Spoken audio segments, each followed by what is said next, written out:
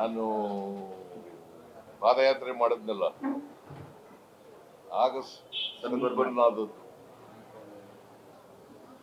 ಹೋಗ್ಲಿಲ್ಲ, ಯಾವ ಆಯಿಂಟ್ಮೆಂಟ್ ಹಾಕಿದ್ರು ಕೂಡ ಹೋಗ್ಲಿಲ್ಲ, ಯಾವ ಸ್ಕಿನ್ ಡಾಕ್ಟರ್ ತೋರಿಸಿದ್ರು ಹೋಗ್ಲಿಲ್ಲ. ಸೊ ಬಿಟ್ಬಿಟ್ಟೆ ತೆಗೀನಿ ನಾನು. 2010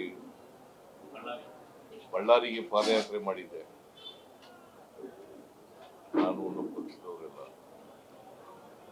ಆ ಟೈಮಲ್ಲಿ ಸನ್ಬರ್ನ್ ಆಯ್ತು 2 ಕೈಗಳು. ಅವತ್ತಿನಿಂದ ಇವತ್ತಿನವ್ರಿಗೆ ನಾನು ಬಹಳ ಆಯಿಂಟ್ಮೆಂಟ್ ಎಲ್ಲ ಉಪಯೋಗಿಸಿದೆ. ಸ್ಕಿನ್ ಡಾಕ್ಟರ್ಗೆ 2-3 ಜನ ಸ್ಕಿನ್ ಡಾಕ್ಟರ್ಗೆಲ್ಲ ತೋರಿಸಿದೆ, ಏನು ಪರಿಣಾಮ ಆಗಲಿಲ್ಲ. ಹಂಗೆ ಇರಲಿ. 3 ಜನ ಸ್ಕಿನ್ ಡಾಕ್ಟರ್ ಭೇಟಿ ಮಾಡಿದೆ, ಎಲ್ಲರೂ ಏನೇನೋ ಆಯಿಂಟ್ಮೆಂಟ್ ಬರ್ಕೊಟ್ರು, ಅದು ಹೋಗಿ ಓಕೆ. ಈಗ ಅದಿರ್ಲಿ, ಅದಕ್ಕೂ ಸಂಬಂಧ ಇಲ್ಲ.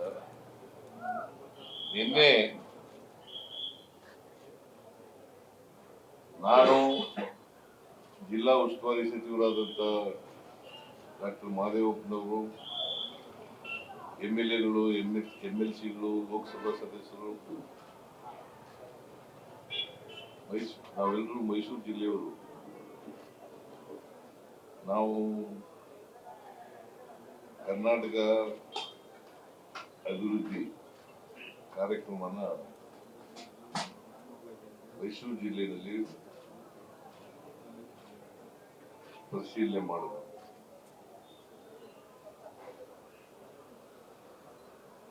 ಪರಿಶೀಲನೆ ಮಾಡಿ ಅವರು ಬಹಳ ದಿನಗಳಾಗಿತ್ತು, 6 ತಿಂಗಳಿಗಿಂತ ಜಾಸ್ತಿ ಆಗಿತ್ತು,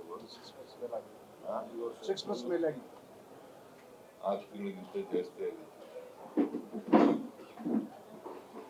ನಾನು ಮೈಸೂರು ಜಿಲ್ಲೆಯ ಮಂತ್ರಿಯಾಗಿರೋದ್ರಿಂದ, ಮೈಸೂರು ಜಿಲ್ಲೆಯವರೇ ಆಗಿರೋದ್ರಿಂದ ನಾನೇ KDP ಮೀಟಿಂಗ್ ಮಾಡ್ತೀನಿ, ರಿವ್ಯೂ ಮಾಡ್ತೀನಿ ಅಂತ ಹೇಳಿದ್ದೆ. ಹಾಗಾಗಿ ವಿಳಂಬ ಆಯಿತು. ನಿನ್ನೆ ಬಹಳ ಮುಖ್ಯವಾಗಿ ಪ್ರಸ್ತಾಪ ಮಾಡಿದ್ದು, ನಾನು ಬೆಂಗಳೂರಿನಲ್ಲಿ ಅಥವಾ ಯಾವುದೇ ಜಿಲ್ಲೆಗಳಲ್ಲಿ ಮೈಸೂರು ಬರಲಿ, ಜನರು ಅವರ ಸಮಸ್ಯೆಗಳನ್ನ ಇಟ್ಕೊಂಡು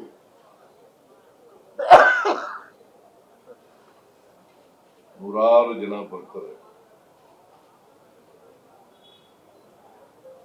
ಒಂದು ವೇಳೆ ನಾನು ಎಲ್ಲರೂ ಕಾರ್ಯಕ್ರಮಕ್ಕೆ ಹೊರಟಿದ್ರೆ ಬೆಳಿಗ್ಗೆಯಿಂದ ಸಾಯಂಕಾಲದವರೆಗೆ ಕಾದಿರ್ತಾರೆ. ಹಾಗಾಗಿ ಸಾಯಂಕಾಲ ರಾತ್ರಿ 9 ಗಂಟೆ ಮೇಲೆ ಬಂದರೂ ಕೂಡ ಕಾಯ್ಕೊಂಡಿರ್ತಾರೆ. ಬಹುತೇಕವಾಗಿ ಅವರ ಸಮಸ್ಯೆಗಳು ಜಿಲ್ಲಾ ಮಟ್ಟದಲ್ಲಿ, ತಾಲೂಕು ಮಟ್ಟದಲ್ಲಿ, ಗ್ರಾಮ ಪಂಚಾಯತಿ ಮಟ್ಟದಲ್ಲಿ ಪರಿಹರಿಸತಕ್ಕಂಥ ಸಮಸ್ಯೆಗಳು. ವೈಯಕ್ತಿಕವಾಗಿ ಸಮಸ್ಯೆಗಳನ್ನ ಹೇಳ್ತಕ್ಕಂಥದ್ದು ಹೆಚ್ಚಾಗಿ ರೆವಿನ್ಯೂ ಇಲಾಖೆಗೆ ಸಂಬಂಧಪಟ್ಟಂತ ಸಮಸ್ಯೆಗಳನ್ನ ಮಾಡಿ ಕೊಡಿಸ್ಕೊಡಿ, ಇದನ್ನ ಮೋಡಿ ಮಾಡಿಸ್ಕೊಡಿ, ಸರ್ವೆ ಮಾಡಿಸ್ಕೊಡಿ. ಯಾಕೆಂತಂದ್ರೆ ನಮ್ಮದು ಜಂಟಿ ಕುಟುಂಬ ಇರ್ತದೆ. ಜಂಟಿ ಕುಟುಂಬ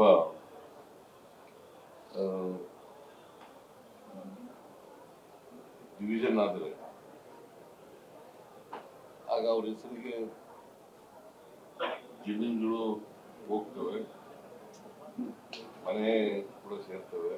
ಹಾಗಾಗಿ ಆಗಿಂದಾಗೆ ಅವ್ರಿಗೆ ಮಾಡ್ಕೊಡ್ತೇ ಇರ್ಬೇಕಾಗ್ತದೆ.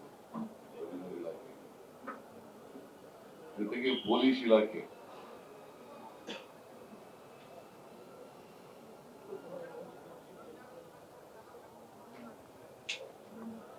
ಇವು ಹೆಚ್ಚು ವಿಚಾರಗಳು ಜನರು ತಗೋಬರ್ತಕ್ಕಂಥ ವಿಚಾರಗಳು. ನಾನು ಬಹಳ ಸ್ಪಷ್ಟವಾಗಿ ಹೇಳಿದ್ದೇನೆ ಅಧಿಕಾರಿಗಳಿಗೆ. ಅಧಿಕಾರಿಗಳು ಜನರನ್ನ ಭೇಟಿ ಮಾಡ್ತಕ್ಕಂಥ ಕೆಲಸ ಮಾಡಬೇಕು.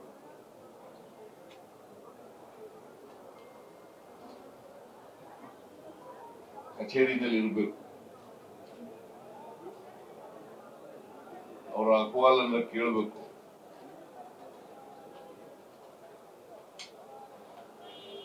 ಕಾನೂನು ರೀತಿ ಪರಿಹಾರ ಮಾಡಲಿಕ್ಕೆ ಸಾಧ್ಯ ಆದರೆ ಮಾಡಿಕೊಳ್ಳಲೇಬೇಕು. ಒಂದು ವೇಳೆ ಕಾನೂನು ಅಡ್ಡ ಬಂದ್ರೆ ಅವಕ್ಕೆ ಹೇಳ್ಬೇಕು, ಎಂಡಾರ್ಸ್ಮೆಂಟ್ ಕೊಡಬೇಕು. ಇದು ಕಾನೂನು ರೀತಿ ಮಾಡಕ್ಕಾಗಲ್ಲ ಅಂತ ಹೇಳಿ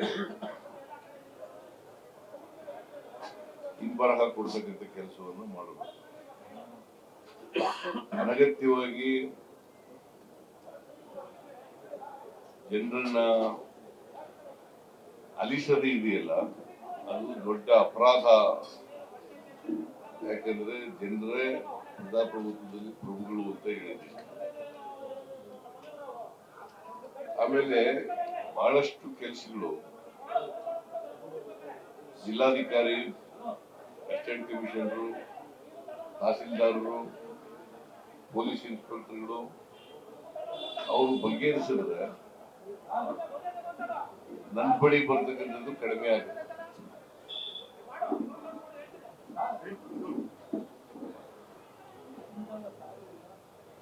ಅದನ್ನ ಅಧಿಕಾರಿಗಳಿಗೆ ಬಹಳ ಸ್ಪಷ್ಟವಾಗಿ ಹೇಳಿದ್ದೀನಿ.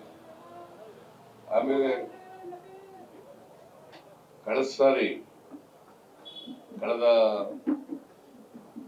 ರಿವ್ಯೂ ಮೀಟಿಂಗ್ ನಲ್ಲಿ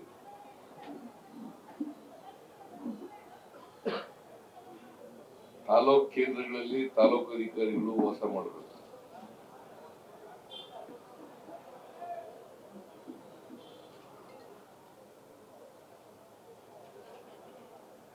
ನಾನು ಸೂಚನೆ ಕೊಟ್ಟಿದ್ದೆ, ಎಲ್ಲ ಅಧಿಕಾರಿಗಳು ಕೂಡ ತಾಲೂಕಿನಲ್ಲೇ ಇರಬೇಕು. ಜನರು ತಾಲೂಕು ಕಚೇರಿಗಳಿಗೆ ಬಂದಾಗ ತಾಲೂಕು ಕಚೇರಿ ಅಥವಾ ಯಾವುದೇ ಇಲಾಖೆ ಸಮಸ್ಯೆಗಳಿದ್ದಾಗ ಅಲ್ಲಿ ಖುದ್ದು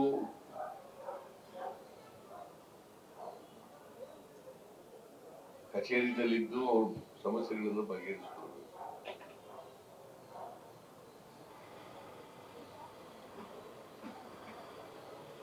ಅದಕ್ಕೋಸ್ಕರ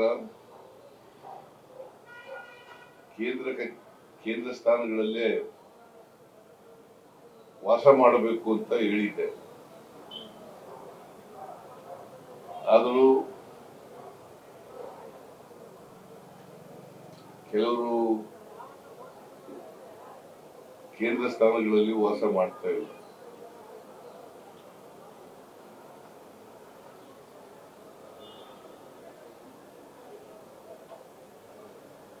ಜಿಲ್ಲಾ ಕೇಂದ್ರಗಳಲ್ಲಿ ವಾಸ ಮಾಡ್ತಕ್ಕಂಥದ್ದು,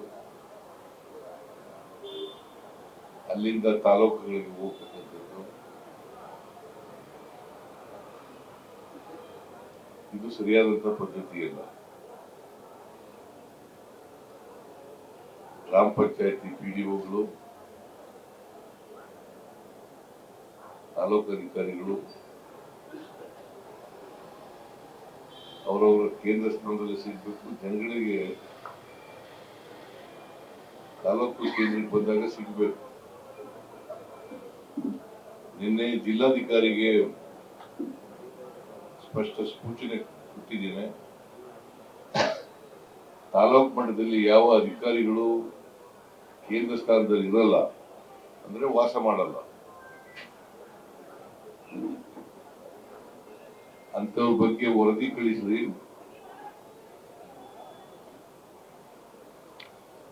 ಅಂತವ್ರ ಮೇಲೆ